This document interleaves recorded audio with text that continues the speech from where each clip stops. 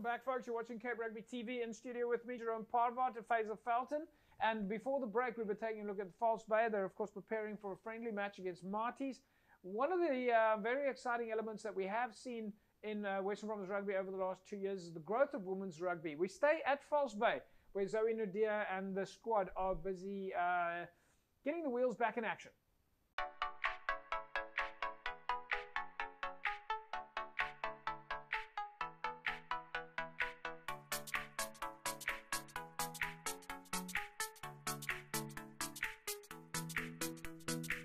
Really happy. Hopefully this year we'll be back on the field again. Last year was horrible, having to organise matches and then it being cancelled. Rightfully so. Of course we've got to keep safe. But I'm really hoping that all these ladies get a chance this year to show their talent. Yeah, so it was difficult starting during a pandemic. Started with just me, and through the growth of the team, we've got 2 lovely new assistant coaches and also head coaches that are helping out. I think that's also how our numbers are getting so high, is because we have that assistance from people. We need more. We've got 40 ladies down tonight and there's only 3 of us. I think we need at least 2 more coaches.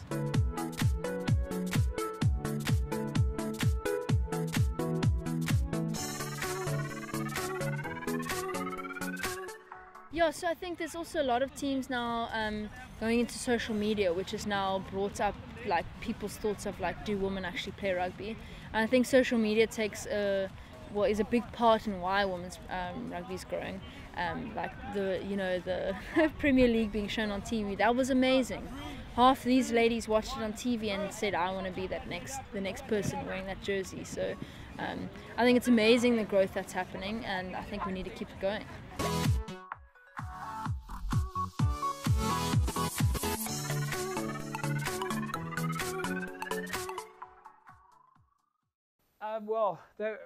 Faisal, Falsebay's had exceptional growth in women's rugby. Zoe Nadir is one of your star champs, obviously, at Falsebay.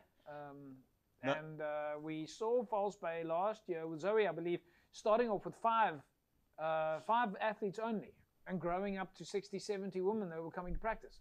I mean, they're doing a pretty good job. No, definitely. I think Zoe's, taken, bull by the horn, and she's driving it. And like you said, she's a champion there, and she's going out, especially with the ladies, it's not easy. A lot of the ladies not coming down to the field, not certain in terms of, the club actually functioning and having a women's teams and that. But I think what she's done is actually gone out into the areas and driven the program and that there. So we've seen a huge number, of ladies coming and playing. I think the one key thing was last year when the Springboks played, and being visible with the IPL and also with the end of the year tour that we had and that there. I think it's given the women's game much needed growth in that there. And the one thing is, I can tell you now, it's going to be competitive, and I think after the World Cup we're going to see a huge boom. So from a club side, the numbers are growing and the interest is growing, so we're looking forward to it as well. Jerome, your feeling? Yeah, no, look, if we just talk about Zoe, what she do, she played, she ref, and then last year, just early in December when we had our level 2 coaching course, she was there. So she's one of the ladies that always upskill herself, and I think she just have that in her to draw people, which is good for women's rugby. So we need more of that, JP, that she's always trying to upskill herself. And the Faisal, the women's rugby collective, Yep. the mission at Western Province Rugby to grow women's rugby, that obviously carries on. No, definitely. I think where we are now at the moment, the Springbok ladies were busy now for the last 2 weeks. They've been active. They've got a training camp that's taken place.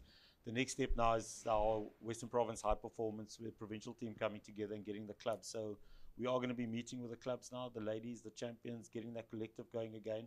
Yeah. Again, it's just getting everything up and running and getting the hype, happening again. And one of the key things that you guys did last year was the asking clubs, each club, to have a women's representative to drive databases and memberships and sign up. I mean, you had a lot of success there as well.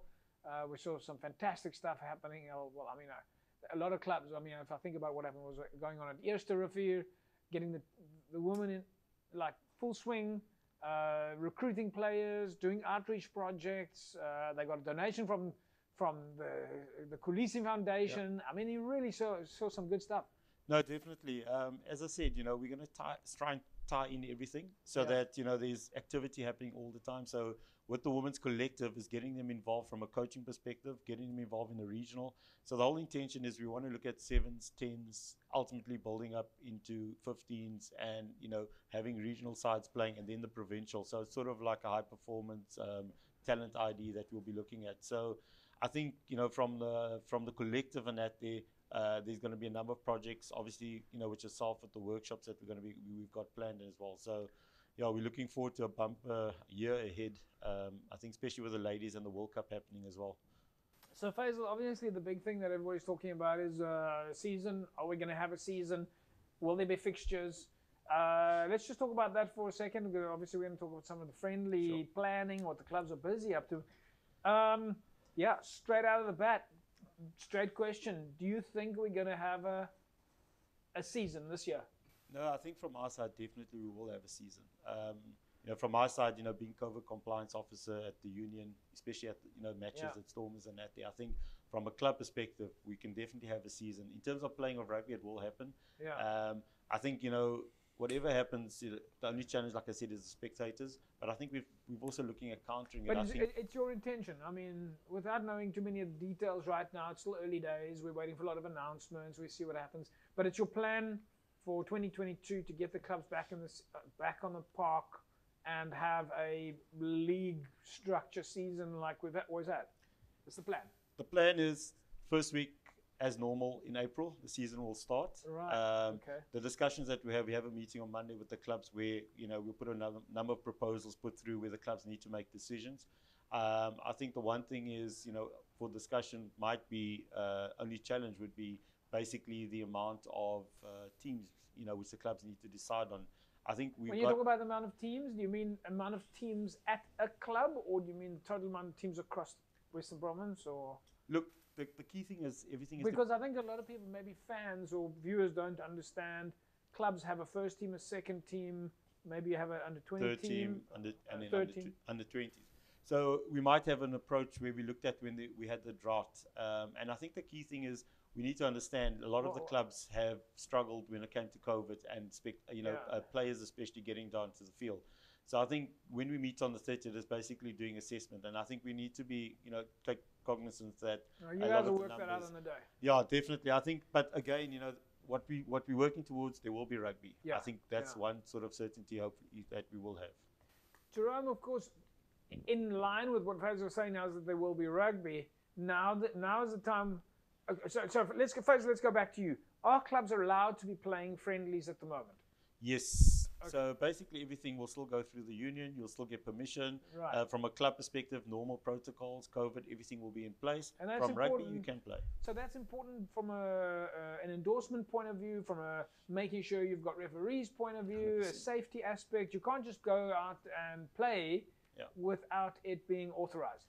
I think the one thing that we need to also get clarity on is that even though the regulation stipulates and says you may have up to 2,000 spectators, clubs need to understand with that comes a number of permits, protocols and stuff that needs to be in place. So the way we have operated in the past where COVID wasn't around, it was easy, in terms of having those games. I think we need to understand is that the moment you're going to start having spectators, you need to have the necessary permission and regulations that need to be placed. But rugby can happen. So Jerome, let's go back to you then. Going on the basis of what Faisal was saying here, we now know that clubs can have friendlies, provided they're, of course, approved and endorsed by Western Province Rugby. How important is it to get those friendlies in now before April, before the league starts? JP, I don't want to sound selfish, but I can't wait for the clubs to start because the Currie Cup ends in June. So for me, it's very important that the guys start to play, because come injuries at the URC, injuries at Currie Cup, we're gonna need and we rely a lot on our clubs. Yeah. So from that perspective, I can't wait for them to start going around to clubs when they play, just to take sort of stock, who's available, who's there, and the fitness levels of the guys. So it's very important for us, as Faisal said now, that the clubs, they must start now. I can't wait for them to start. We need them to start because we're going to run out of players and we're going to need players. Right, folks. Well, of course, as you know, we have a new partner on board with us, Iceberg Aircons and Compressors. And, of course, you can find them in Montague Gardens and Stikland. Now, of course, Iceberg was established back in 2009 when a number of individuals came together and combined 30-plus years of experience in the air conditioning field. And they've grown to become specialists in their field. And, of course, they're able to now offer their clients custom solutions to suit their needs in air conditioning. And of course, they've been able to work with real top-notch, high-level corporates like Westbank, Stanek, Imperial, and with vehicles and brands like Hitachi and Porsche. So some serious big names there for where Iceberg Aircons and Compressors are involved. And of course, they specialize in aircon installation, customization, service, repair, regas, reconditioning, and of course spares supply. Now they supply air conditioners to cars, trucks, buses, helicopters, plants, machinery, mining equipment, of course home and office as well. And a number of custom services also available from Iceberg Aircons and Compressors. Well folks, the good news is that Iceberg Aircons and Compressors are in fact currently running a promotion for you to win a prize to the value of 1,500 Rand. Now this air conditioning prize includes regas, oil replacement, dye replacement, leak detection scan, a pressure check, a filter exchange, diagnostics, and sanitization of the aircon system and interior cabin. Who would have known that a car air conditioner needed so much maintenance? Well, certainly you can get your air conditioning maintenance resolved there at Iceberg Aircon and Compressors. Now, this prize is worth 1,500 Rand, and all you need to do to enter into this competition is you need to like their Facebook page, www.facebook.com/Iceberg Aircon and Compressors, and just go to the page, and of course you must comment so that they know that it's you, and you have to hashtag Iceberg Aircons and Cape Rugby TV, and then just tag 3 friends. And they will announce their winners on the 2nd of February. Remember, terms and conditions apply. And of course, don't forget that this prize is for cars. So it fits perfectly if you are a car driver, or if you know somebody who's got a car and you need to get your air conditioner sorted out, then Iceberg's got a prize there to the value of 1,500 Rand. So go to that Facebook page, www.facebook.com/Iceberg and Compressors. All right. So, of course, we'll also post that on our Cape Rugby TV Facebook page. We'll take a break. When we come back, we carry on talking club rugby. Back in a sec. Don't go away.